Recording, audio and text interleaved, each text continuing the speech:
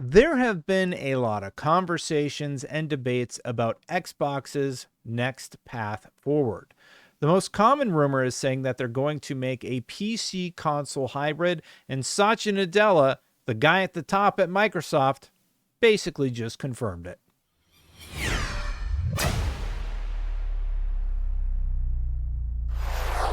Now, we have a lot to go over because I've been sitting on this story for a little while. We have Jez Corden's update where he broke down a ton of details about what we can expect. We have MLid's component details, just talking about how much more powerful he believes this console will be than the PlayStation 6 and how much more it's going to cost. And we also have the quotes directly from Satya Nadella about their plans. Let's start with Jez Corden's story. So Jez Corden broke this story the other day saying that Microsoft's ambitious new Xbox, your entire Xbox console library, the full power of Windows PC gaming, and no multiplayer paywall. It is very late. I'm sorry. I'm tired if I end up messing up a little bit here, I apologize in advance. I'm told that Microsoft still plans to make its own Xbox handheld eventually too, along the lines of this new plan.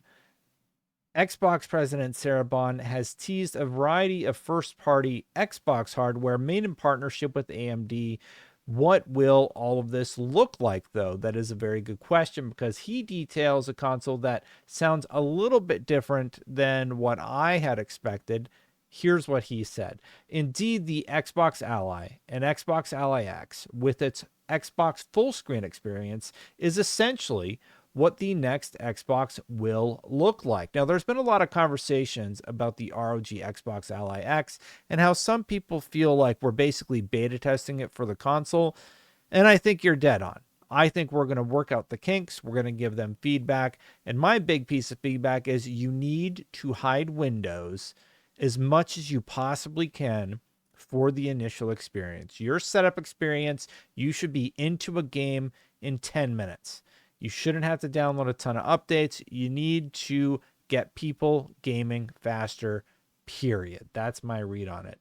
Similarly, the Xbox full screen experience will allow you to exit out of full Windows if you want to and run exit out to full Windows if you want to and run competing stores like Steam, Epic Games Store, Microsoft's own Battle.net, the Riot client, and indeed anything else you want. Indeed, you could run Adobe CC or Microsoft Office on your next Xbox if you so choose. Now, here's my problem with that. The ROG Xbox Ally X doesn't currently do that. So why would they force you to go into Windows? Why would they make an experience that they've already really nailed? It's the biggest positive that people have highlighted, the fact that you hold the Xbox button on that handheld and you can zip on over to Steam, you can zip on over to Epic. Why would they make the decision, if this is actually a PC, to change that? I think that is one point of contention that I have with this whole report, and I have to imagine that that's not what's going to happen. It's going to be just like the ROG Xbox Ally X with refinements as we are currently testing and giving them feedback about what we like and don't like as consumers. Mine was provided by Microsoft, of course. Thank you to Microsoft for giving it to me so I can complain about it. Where the Xbox console will differ from a traditional Windows PC is that it will feel like a traditional Xbox console out of the box. The onboarding experience will be similar to what you get today on console. If you choose, you can remain fully inside the Xbox ecosystem, never touching Windows itself. That is the one sticking point that a lot of people have. You actually end up constantly bumping into Windows with that device. It's very clearly Windows, and honestly, that is my biggest criticism. They got to get rid of that. Exiting out of Windows will be for those, exiting out to Windows. I don't like how I wrote that. Anyway, I don't mean to complain about your article, Jez, if you watch this. Will be for those who want to access games traditionally not available on Xbox, including PlayStation games on Steam, mouse and keyboard, first games like League of Legends or even classic games from GOG and the like. I do like this very much. You'll be able to run PlayStation's PC titles like God of War. You can do this on the ROG Ally already. Ghost of Tsushima and Spider-Man on the next Xbox, purchased via Steam or Epic Games. You will be able to play World of Warcraft on the next Xbox via Battle.net. You'll also be able to install practically any game that runs on Windows, giving you access to decades upon decades of content all on a single device. Here's some interesting news. Microsoft is working hard across the Xbox and Windows team to optimize the platform for TVs and controllers, bringing the original Windows in the living room vision from the OG Xbox to fruition after 25 years. Bill Gates originally basically wanted a PC that worked like a gaming console. That's what he wanted it to be, and he was apparently mad when it had its own OS and was different, and it was more like a console. They're trying to now find the best of both worlds here. Furthermore, thanks to new silicon from AMD, already approved all the way up to CFO Amy Hood and CEO Satya Nadella, the new Xbox will also run all games currently available on the Xbox Series X and S library. That means all the OG Xbox back compatible games, all the Xbox 360 back compatible games, all of the Xbox One back compatible games, and all the current and future Xbox Series X and S games. These games will run natively on the new Xbox and launch seamlessly via the Xbox launcher's library. Now, that is one point of contention a lot of people had. They said that you can't actually natively run all of your Xbox games. It seems that they are trying to address that with this particular update. He continues, AI-powered technologies like auto super resolution and next-gen frame generation will boost Xbox Series X games running on the new hardware, but developers will also have the option to target the new box directly with Xbox Play Anywhere versions and Xbox's smart delivery tech. So yeah, FSR4 will likely be included, and it will help your games run better, obviously. New technology Microsoft is developing alongside the fixed nature of the hardware should eliminate a lot of the inconveniences that sometimes come with PC gaming. Things like compiling shaders, etc., shouldn't be an issue on the new Xbox. I don't really know what he means, like they're just going to get rid of shader compilation. We're going to talk about it later, but MLID claims that there is a APU that has a bridge in it where I'm not too keen on this. But he's talking about how the GPU and the CPU will apparently be able to talk differently. You can go watch his full video. I'll link to it in the description, but we'll talk about that a little bit later. Microsoft is also working on additional ways to reduce Windows overhead to benefit all PC gamers, Xbox or not. So, I mean, just generally speaking, Windows needs to be better.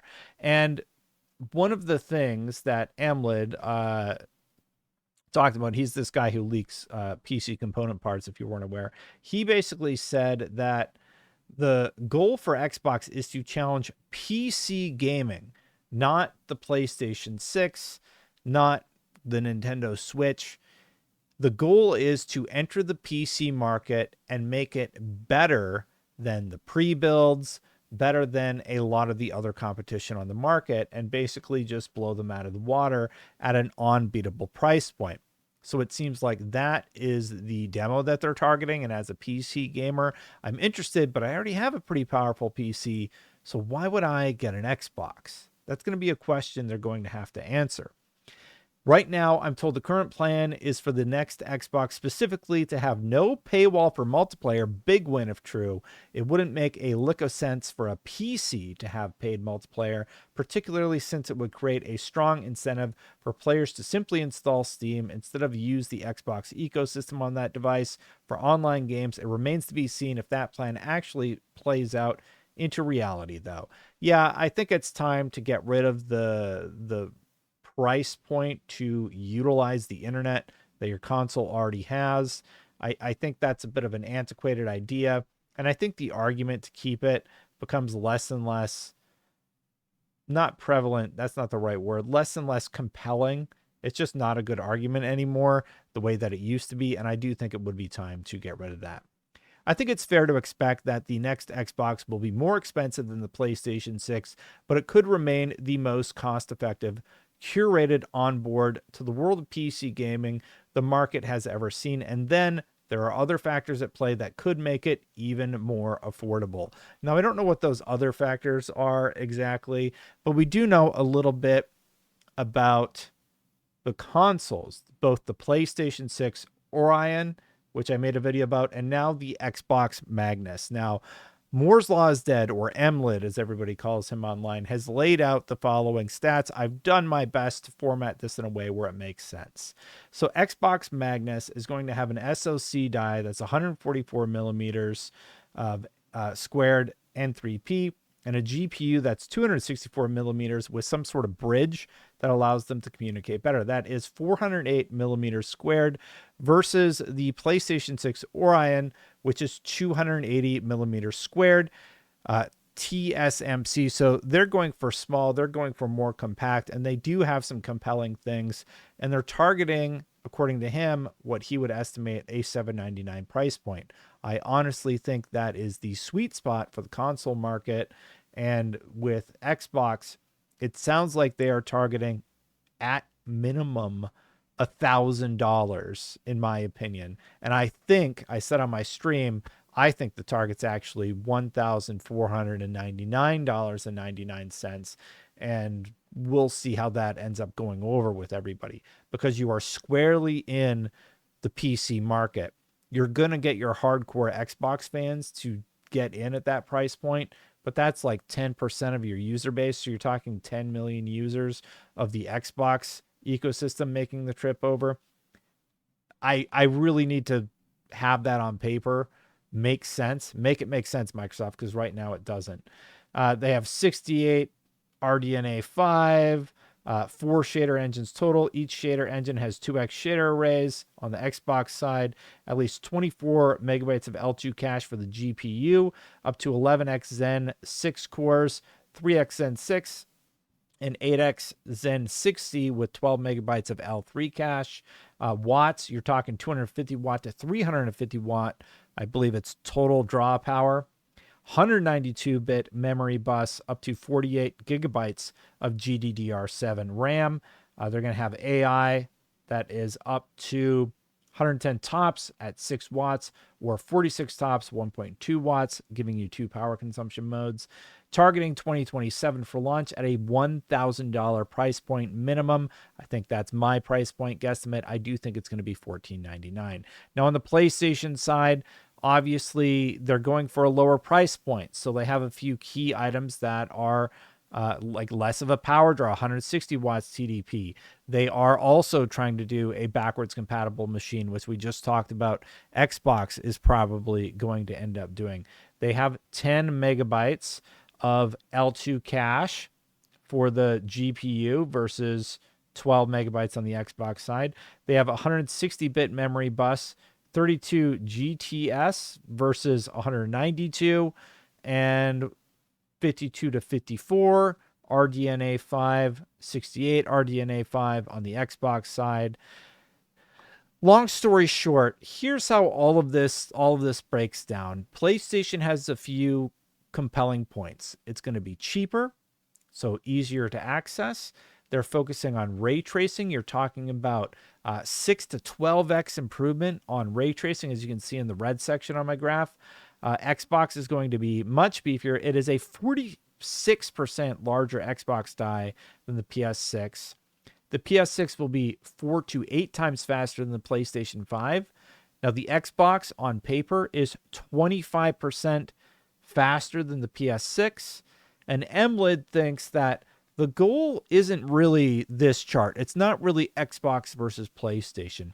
He thinks this is the only way forward for Xbox. And he thinks that the challenge is really to PC gaming, to make something so compelling, so easy to use in the PC gaming front that it's undeniably a great value and a great system, even at $1,000. Because if you got to do your homework or use your calculator, sure, you can hook it up and use it like that. But if you don't want to deal with the Windows aspect of it, you can just boot up right into the console. And that is also happening as an option. So Satya Nadella, he goes on this show, TBPN, and basically confirms everything in this video. Here's what he said. Remember, the biggest gaming business is the Windows business. To us, gaming on Windows. And of course, Steam has built a massive marketplace on top of it and done a very successful job of it. So to us, the way we are thinking about gaming is, first of all, now we're the largest publisher after the Activision. So therefore, we want to be a fantastic publisher, similar approach to what we did with Office. We're going to be everywhere in every platform. So we want to make sure, whether it's consoles, whether it's the PC, whether it's mobile, whether it's cloud gaming, or the TV. So we just want to make sure the games are being enjoyed by gamers everywhere. Second, we also want to do innovative work in the system side, on the console and on the PC. And bring, it's kind of funny that, people think about the console, PC as two different things. We built the console because we wanted to build a better PC, which could then perform for gaming. And so I kind of want to revisit some of that conventional wisdom. But at the end of the day, console has an experience that is unparalleled. It delivers performance that's unparalleled. That pushes, I think, the system forward. So I'm really looking forward to the next console, the next PC gaming, but most importantly, the game business model has to be where we have to invent maybe some new interactive media as well. Because after all, gaming's competition is not other gaming. Gaming's competition is short-form video. The same thing that was said by Matt Booty not that long ago, and Sean Layden, and has been said by other people in the space, that you are competing for screen time and generally time. And so if we as an industry don't continue to innovate, both how we produce, what we produce, how we think about distribution, the economic model, right? Best way to innovate is to have good margins. Because that's the way you can fund. So interesting saying gaming's competition is short form video. It feels like the entire world's competition is short form video. Restream. Yeah. So on that note, a lot of people were poking fun at Matt Booty for his comments about screen time. That's no secret to people in the video game industry. This is a compelling, it's a 231-page report that was going around that talks about where people are spending their time. A post-pandemic pullback is an insufficient explanation for gaming's contraction, and stall spending on books, music, and video, especially digital, continue to grow. Look at digital video. That's where everybody's spending their money and their time. And so not only does the video game industry now fall short of global growth benchmarks, it's actually shrinking in real terms, down roughly 12% since 2021. Now, that's not an Xbox versus PlayStation thing. That is simply a video game industry thing. And he's not the only one who said it. Matt Booty's not the only one who said it. Satya Nadella is not the only one who said it. Ex-PlayStation head says video game industry is losing the next generation to TikTok. And even back in 2024, I had a conversation about the price point. And Cromwell, who works over at Larian, he said the problem with a more modest inflation increase to $80, as Xbox learned, does not work, is that you're still fighting for screen time in a crowded market where there's less and less screen time each year. So the operationally viable raising is antithetical to the screen time problem also. That was identified in February of 2024. And Phil Spencer also identified the screen time issue all the way back in 2020 before the pandemic hit. And I'm sure there's a quote I'm forgetting from Hiroki Totoki talking about screen time competing with our attention. So where does that leave us? We have Satya Nadella with comments about how they are going to make more powerful hardware. We have this comment about screen time, trying to compete for it all. Colin Moriarty made an interesting point here I just wanted to bring up really quick. This machine has virtually no chance of mass commercial success. Plus, they're sending people to other storefronts, which blatantly makes no sense. The play is to give Xbox players an off-ramp. That's obvious. Will it work? Who knows? But it's no doubt a consumer-friendly move. I don't know if he's being sarcastic about the consumer-friendly part. I think he is. But I mean, allowing people to move into PC gaming easily Maybe you can call that consumer friendly, maybe not. I'm not sure if I'd have to ask him if he was joking about that tweet. But the point is, they are offering a path forward, and we're going to see more from Xbox in the near future. Xbox reportedly has a partner event scheduled for November. This is also via Jez Corden. I'm looking at Insider Gaming because I like Tom and I like Jez. So I'm just trying to give, and I like how this article looks a little bit better. But yeah, so apparently Jez Corden is saying they are going to be doing a partner preview event in November. November's right around the corner. And then after that, they are going to be at the Game Awards right around December 11th, I believe, is when the Game Awards are happening this year. So Xbox has been on the top of everyone's mind lately. There's a ton going on with the brand. They are doing all sorts of stuff it's interesting, it's different, but it's scary. And people don't know if they will make it through this. You have Laura Fryer making videos about Xbox getting out of the hardware business. And I do think they are getting out of the traditional console business. The whole thing I've been talking about for years is that Xbox is building an ecosystem. And now we are seeing that ecosystem, sure, it includes the Xbox Series X and S, but the next generation of hardware is probably going to be handheld and what sounds like a very powerful PC that tries to have not only the console world available to you, but also the PC world. Time will tell if it ends up working. Let me know what you think about all this in the comments below. Hit that subscribe button, hit that bell so you know when my content goes live. Been doing a few of these longer episodes because so much has been happening with Xbox, and my life is just I have a busy life, got a lot going on. So it's a little hard for me to keep up. I kind of like doing the longer form ones, and my audience seems to like it. So thanks for watching, everybody. Huge thank you to the patrons, Chris Reddy, Phil Aroni, Aries EMS, and people who back on YouTube by becoming a YouTube member. You can support my work by doing just that. Just become a member. That's the best way to support. I do greatly appreciate it. I am going to get out of here before I break my switcher here, and I'll see you for the next one. Bye for now, everybody. But check out my video about the Orion that I made a while back if you're curious about what the PS6 has in store. Bye for now, everybody.